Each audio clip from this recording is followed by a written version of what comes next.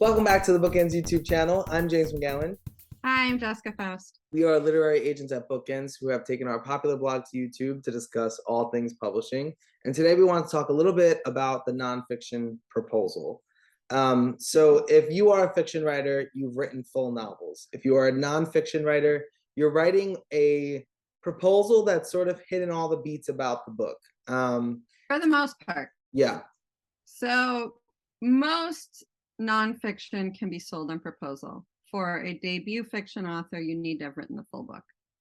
If you are writing a memoir and you're a debut memoir writer, you probably are going to be expected to write the full book. So be prepared for that, unless there are exceptions, right? If you have a giant following, a huge name, that kind of thing. But for the most part, you're going to have to write the full book. Pretty much everybody else in nonfiction can sell on proposal. Right. We're going to go into all the elements of it, but what I want to say is because there are a couple of key elements that agents and editors look at when looking for nonfiction. And I would say there's three key elements. The first is your platform. If you don't have the platform to write the book, it's an easy pass for a lot of people. The second thing is the idea. Does the idea stand out? Is it different enough? You know, let's face it, a lot of nonfiction is similar. It's just a different take on it, but the different take has to be big enough that it's got to grab a market who maybe isn't even reading that yet. And then sort of the last thing they look at is writing, because I think when it comes to nonfiction, it's less about beautiful writing and your prose and more about, can you write a decent sentence and get your message across? So those three things are all you need really you can see all of that in a proposal. You don't need the full book to be able to see that. Right. And what we wanted this video to be was our tips on organizing the proposal to highlight all three of those things and put your best foot forward. So we've done a ton of videos on the channel at this point about what goes in a proposal, and we can talk a little bit about what those points are really quickly. So the first section of the nonfiction proposal is typically going to be your overview. It's 1 to 2 page section. That's a bird's eye view of your book. You're telling us what it is, what the argument is, what is this book, who you are. Yeah, what is this book going to say, do, who is it for? All of that is going to go in your overview section. I always say it's sort of like, you know how a lot of nonfiction is an introduction to the book? It's sort of a condensed introduction, but it's an introduction to the proposal, not necessarily to the whole book, because you're going to have your introduction later. Exactly. The next thing you're going to have is your about me, the about the author section. You're going to tell us who you are in depth. You may have put a little bit of that in the overview, but here's where you can get into the weeds a little bit. Who you are, where you work, what you do, what you have your hands in as a professional, all of that is going to go in the section.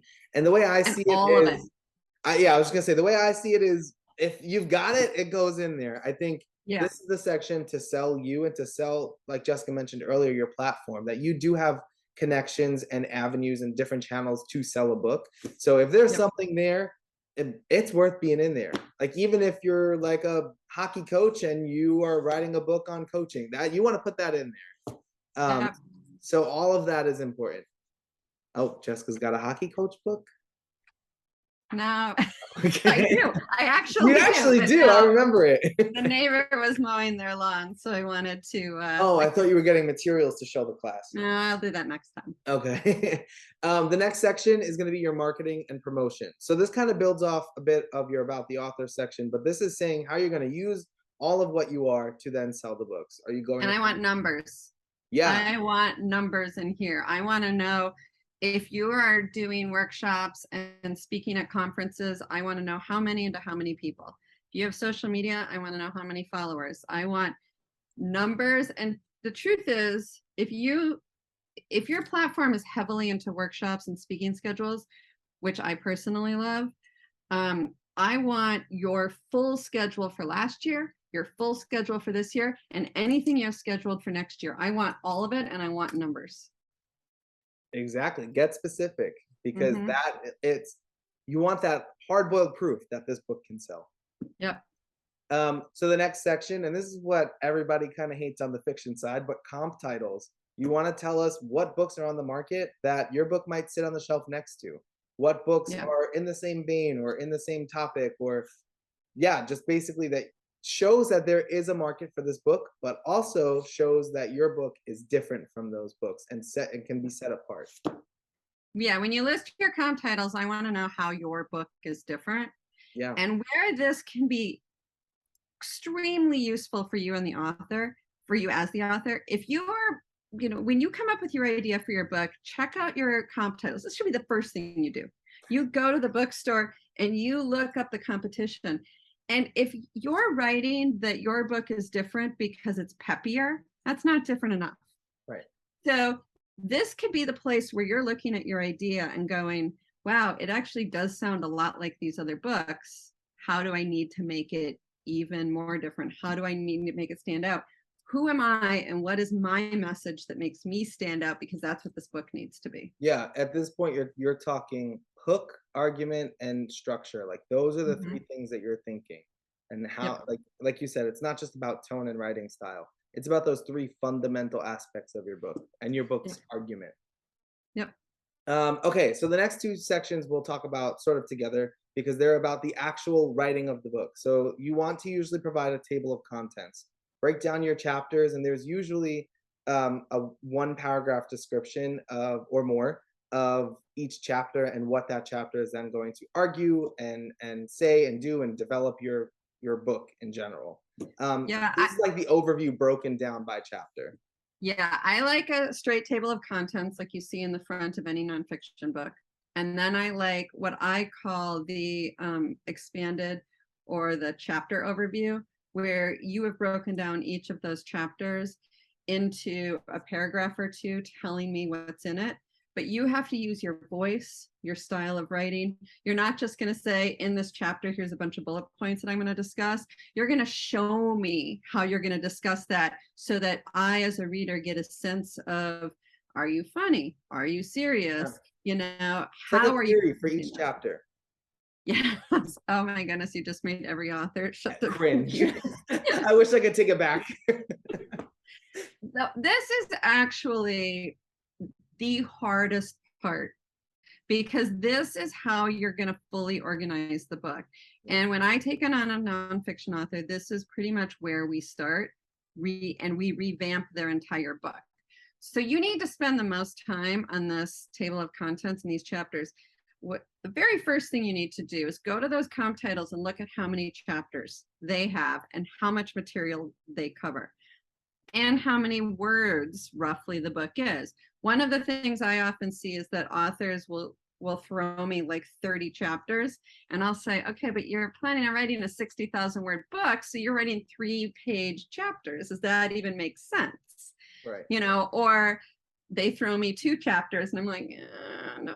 People like things broken up, especially in nonfiction. People like, and so when you look at, let's say, a standard business book, the word count is roughly 60,000 words, and those books have 10 to 15, 10, 12 chapters. That's it. So if you're doing 30 chapters, something's going haywire there. Yeah, and this is part of what we want to talk about in this video too. These are all decisions to make now because if that vision for your book is cloudy, is not going to work really for the average reader in your genre, that's a fundamental issue with your proposal, and it's something that editors and agents will pass because of. So now is the time to spend as much time as you can with other published books, with those comp titles that you found, and break it down. Even if you got to rip that book apart, right? Take the spine out and chapter by chapter, count the pages, how many chapters are there. If that's what you have to do to understand what is making that book tick, what that structure of the book is, then do it, because you want to find the best structure that is digestible really for any reader when they approach your book. And 2 chapters or 40 chapters, most often that's not it, because those chapter lengths will play with the way information is relayed and digested by your reader. So that's fundamental to the book. Yeah, and I also one of the struggles I see authors have is they will always want to start from the beginning. So the first chapter starts from the very beginning of, the beginning of time, and I was born, and Yeah, cradle you to know, grave is what we call it in like yeah, the kidlit biography section. yeah, and nobody wants that. Like, No. no, you have to then go back to your comp titles and your idea. What is the heart of your idea? What is its selling point? What makes it different? Because that's what your readers are there for. And that's So what they want to know right up front. They know about you in the introduction and things like that. And I believe that authors or readers, I know I like to hear the author's voice and experiences come through in the book, but I want to get to solve my problem pretty fast. And I bought this book because I have a problem I want to solve. yeah, I think of nonfiction authors who have more than one book under them. And the reason why they're able to do that is because they are streamlining their arguments for one book. You don't have to give everything you know in one book. That's just not the point of a book. You are like that book is going to contribute to your brand, but it is not by any means your entire brand. And it Yeah. can't be. For that, then they can just follow you on social media and get all that information on a regular basis. But a book has to have, like you said, there's a reason why readers are going to come to a nonfiction book, and it has to be focused on that and do its best by that topic, not Mhm. by everything that you are and know. Yeah. Yeah. And often I find when people create their first table of contents is I'll look to chapter 3 and go, is this where we should start the book?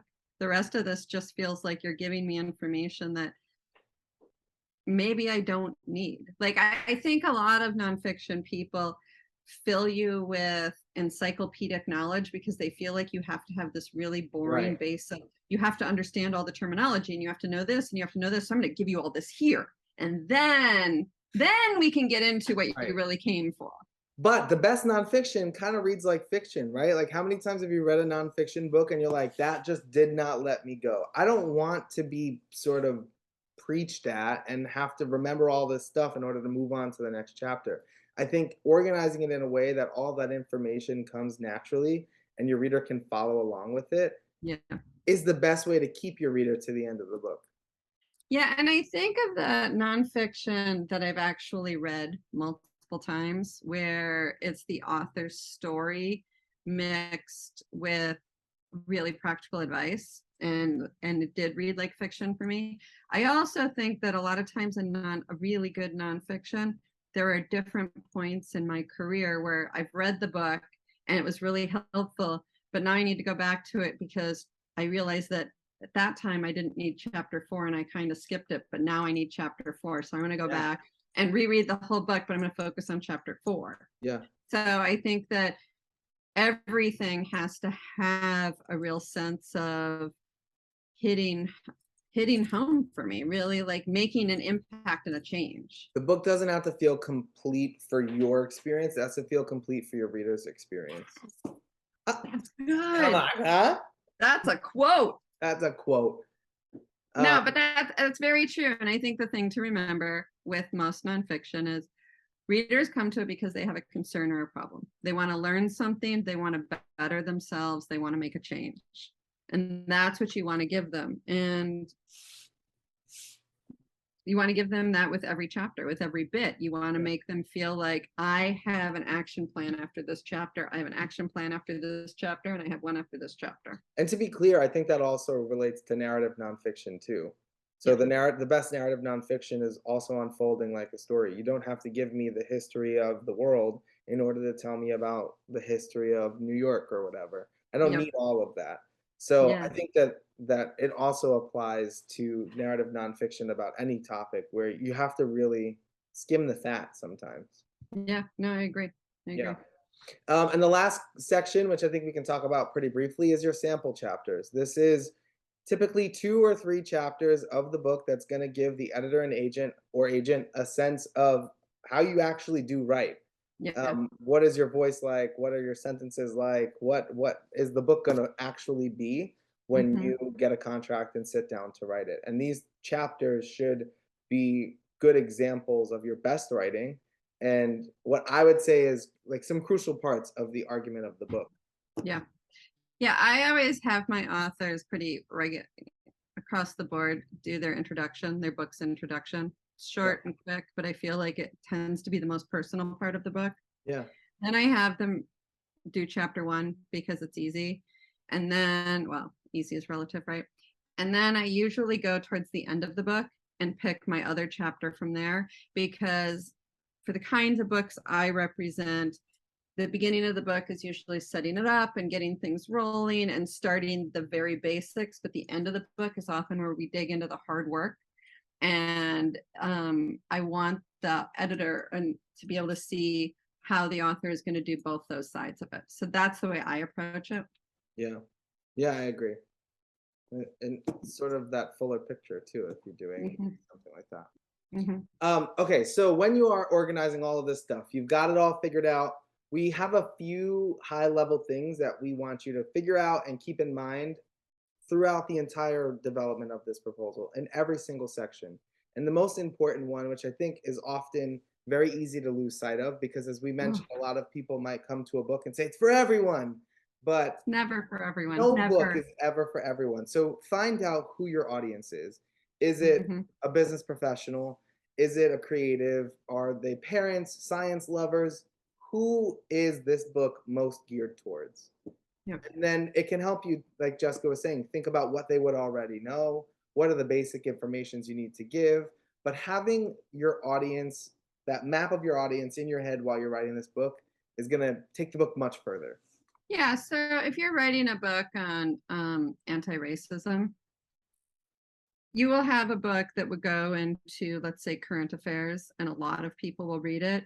But the truth is, if I'm looking very specifically for a book on how to be better as a leader in anti-racism, I'm going to go to the business section. If I'm a parent who wants to teach my kids anti-racism, I'm going to go to the parenting section. So if you have to sort of, in most cases, decide if you're doing something prescriptive like that, who is the audience? Because a leadership team isn't going to go to the parenting section looking for the book, and parents aren't going to go to the leadership section. So you've got to decide. Yeah, and then when you do, you have to stick to it too. Like you can't be Mhm. bouncing all around and, writing a book for business professionals and then be like, oh, and if you are this, well, then this is what you can do. You're diluting your focus of the book. Yeah. And the second question that we want you to figure out and keep in mind is, what is your argument? When you boil your Mhm. book down, what are you saying? What are you contributing to the greater conversation? We mentioned comp titles and that there are most likely going to be other books on the shelves that are doing what your book is doing. But why your book? Why are Yeah. readers going to pick your book up? And everything needs to go back to that. Yeah. So look at my bookshelf and I see Atomic Habits. Every single chapter goes back. I know, who doesn't love that book? Every single chapter goes back to building habits. He's not all of a sudden writing, going off on, I don't even know what, but how to build your confidence in the world. No, that's not. Every anecdote from his personal or his professional life that he uses is actually, I would say that is one of the most cleanly organized books that I've read in nonfiction. Such an easy It read. all perfectly unfolds. He starts with the basics that you need to know for this topic, and then he just keeps adding on it, makes it like actionable and practical. That is one of the best organized nonfiction books I've read. Well, actually, now that you say that, what's really interesting about that is when I think about books that do this really well, that have built this, because once you build this proposal, you write your whole book based on it. You have your outline. Now you're just filling in the blanks. And when I think to the books that I have reread in the nonfiction world, they did this really well. It was smooth. I could go to a chapter, I could really nail it. Atomic Habits is one of those. Yeah, and it is a book that, like you said earlier, I can go to chapter 4, like I really need this right now, and I can go to chapter 8 whenever I need it. But Yeah. he knows exactly who his audience is. It's someone who's Mhm. looking to better themselves by making or breaking a habit, and Yep. every single thing he gives you comes back to that main goal. Yeah. It's And just he doesn't go off and do a whole thing on, now we're going to build habits in your children. no, That takes it somewhere. That's not about me now. I wanted no, this about right. me. Yeah, and all of those principles, he might tell you how to apply them elsewhere, but it's almost always a sidebar or an aside. It's not a whole chapter that is Yeah. trying to then expand the audience's reach. Yep. every chapter of that book is for the reader who came to that book for a reason. Which is a good example of why you should take some of your nonfiction books and study them and figure out why you love them so much, what they did so well. And then when you're preparing your proposal, you can have an idea of what makes a book really tick in this space. Agreed. We talk about it for fiction writers all the time, that you need to be reading. And nonfiction, you need to be reading and analyzing and figuring out how the successful books are doing what they do. Yep. Boom. That's that, folks. That's that. Thank you for watching. When you write nonfiction, we hope you think of Bookends. We would love to see what you're working on, and we'll see you back here for next week's video. Bye.